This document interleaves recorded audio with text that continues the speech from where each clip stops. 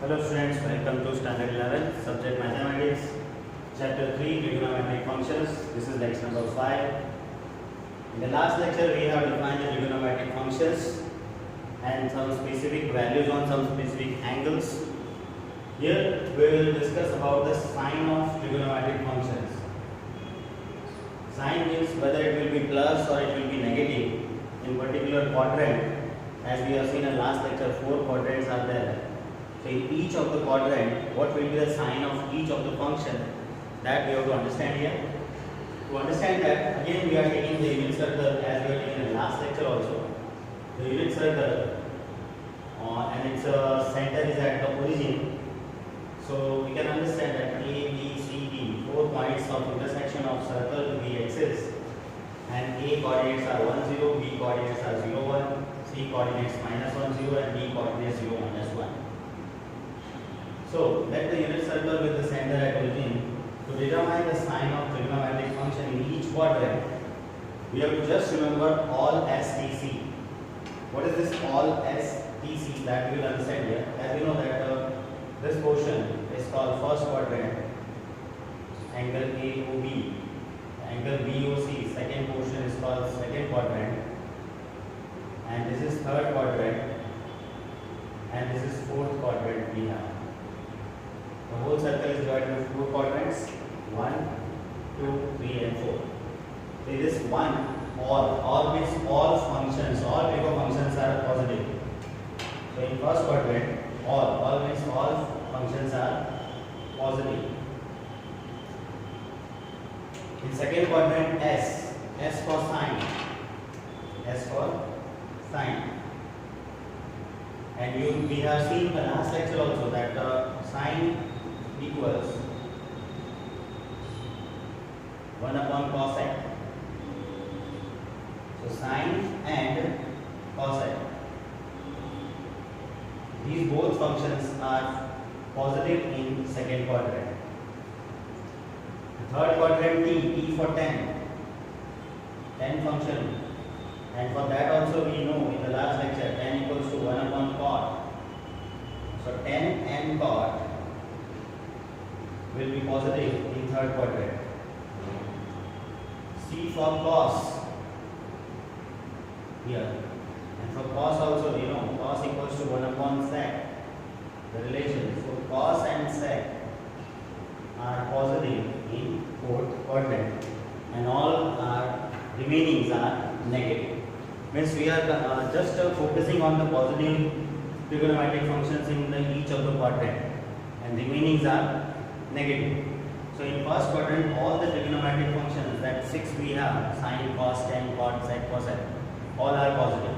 In second quadrant, only sine and cosec functions are positive and others are negative. Others means you know that cos, sec, tan and cot are negative. In third quadrant, tan and cot are positive and others are negative. In fourth quadrant, cos and sec are positive and the remaining 4 are negative. So to remember the sign, to understand the sign of trigo function, we just have to remember all SEC in the quadrants 1, 2, 3, 4 respectively. If you remember this, no problem will be with the remembering the sign of the trigo functions. Now next we will see the domain and range of trigonometric functions. Each function, 6 functions we have, what are their domains and what their range is, that we will see here. So if you take this trigonometric function y equals to sin x, so its domain is x belongs to R. Sin x means any angle you can take, x belongs to R for sin, and its range will be always -1 to 1 only. So y equals to -1 to +1, its range. It will be not less than -1, not more than +1, between -1 and 1. You can see from here also in unit circle, the sine function ranges from here we have 0, here 1, here 0 and here -1. So it is between -1 and +1 only, or it will be -1 and +1, but not more than 1, not less than -1. Very similar case for the cos x also, y equal to cos x. The domain we can take any from the real number, that is R, x also the same as the range of sine minus 1 less than or equal to y less than or equal to 1, y belongs to r. So it will also be in the minus 1 to plus 1 only. Cosec y equal to cosec x, that trigonometric function's domain is x such that x belongs to r. Any real number you can take, but the restriction here you cannot take x equals to n pi types of domain, because if we take n x equals to n pi type value, cosec means 1 upon sine, it will be undefined term. So x is not equal to n pi, we have to restrict here, and except this any value of real number we can take as domain, and its range will be, as we know the range of sin x is minus 1 to 1 only, so its inverse we can understand, except minus 1 to 1 every value it will have, except this means the sine has its ranges is from minus 1 to 1, means not more than 1, not less than minus 1. So this cosec is inverse of it. It will have greater than 1 and less than minus 1 values. Right? So totally inverse of sine, the range is y belongs to r, y is greater than or equal to 1, y is less than or equal to minus 1. That type of range it will have. For sec x also, it is inverse of cos x. So its domain is x such that x belongs to r, x is not equal to 2n plus 1 pi by 2 type value. We cannot take this only, because again the same reason, on this particular domain the function will be undefined, and we are having a defined term, so we have to take the domain in this restriction area. X belongs to r, any value you can take, but don't take this 2n plus 1 pi by 2 type domain, and belongs to z. Again the range of cos is same as the sine, so its inverse cosec was having y greater than 1, y less than minus 1. Similar range the sec is has y greater than 1, y less than minus 1. All these values it will have, except this minus 1 to 1, y belongs to r. Then tan x, its domain is x such that x belongs to r. Again the same restriction as it was in sec x, that type of domain it will have, and the range is any value from the real number it can have, so its range is real number r.